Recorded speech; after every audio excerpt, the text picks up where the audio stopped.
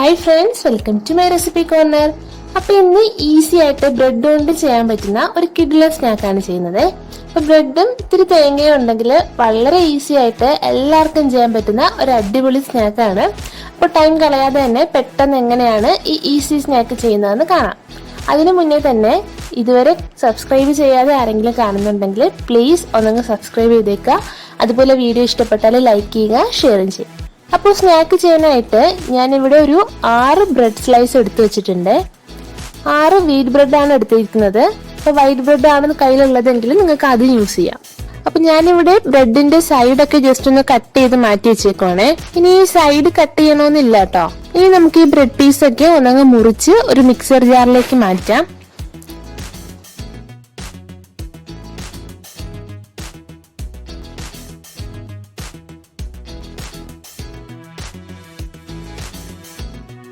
ഇനി വേണ്ടത് തിരുമിയ നല്ല ഫ്രഷ് തേങ്ങയാണ്. അത് ഞാനൊരു 4 ടേബിൾ സ്പൂൺ ചേർക്കുന്നുണ്ട്. അപ്പൊ കൂടുതൽ ചേർത്താലും ഒരു പ്രോബ്ലം ഇല്ല കേട്ടോ. അപ്പൊ ടേസ്റ്റ് കൂടുതലായിരിക്കും. ഇനി ഇതിലേക്ക് ആവശ്യത്തിനുള്ള മധുരത്തിനായിട്ട് പഞ്ചസാര ചേർക്കണം.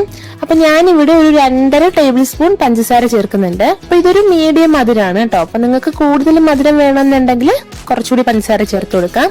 ഇനി ഇതെല്ലാം കൂടി നന്നായിട്ടൊന്ന് പൊടിച്ചെടുക്കാം. അപ്പൊ ഇത് നന്നായിട്ട് പൊടിച്ചെടുത്തിട്ടുണ്ട്.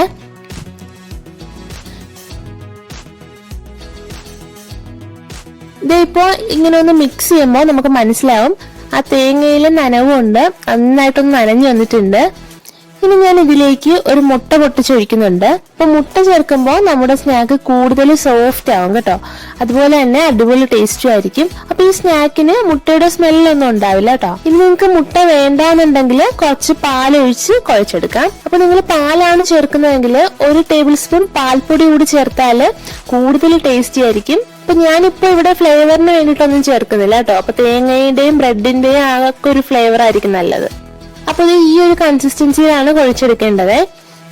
ഇനി ഇത് റെസ്റ്റ് ചെയ്യാനൊന്നും വെക്കേണ്ട ആവശ്യമില്ല കേട്ടോ. നമുക്ക് ഇപ്പൊ തന്നെ വറുക്കാനായിട്ട് തുടങ്ങാം. അപ്പൊ ഇത് വറുക്കാനായിട്ട് വെളിച്ചെണ്ണ ഉപയോഗിക്കാത്തതാണ് നല്ലത് കേട്ടോ. ആ ഒരു ഫ്ലേവറിന് ഈ സ്നാക്ക് അങ്ങനെ സ്യൂട്ട് ആവില്ല. അപ്പൊ ഞാനിപ്പോ ഇവിടെ സൺഫ്ലവർ ഓയിലാണ് എടുത്തിരിക്കുന്നത്. അപ്പൊ ഇതിന് ഇങ്ങനെ ചെറിയ ബോൾസ് ആയിട്ട് നമുക്ക് വറുത്തെടുക്കാം.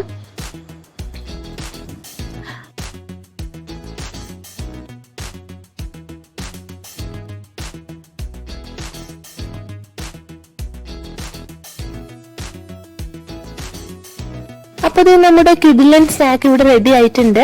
അപ്പൊ സൂപ്പർ ടേസ്റ്റ് ആണ്. ഉറപ്പായിട്ട് എല്ലാവരും ട്രൈ ചെയ്ത് നോക്കുക. അപ്പൊ വീഡിയോ ഇഷ്ടപ്പെട്ടാൽ ലൈക്ക് ചെയ്യുക, ഷെയർ ചെയ്യുക.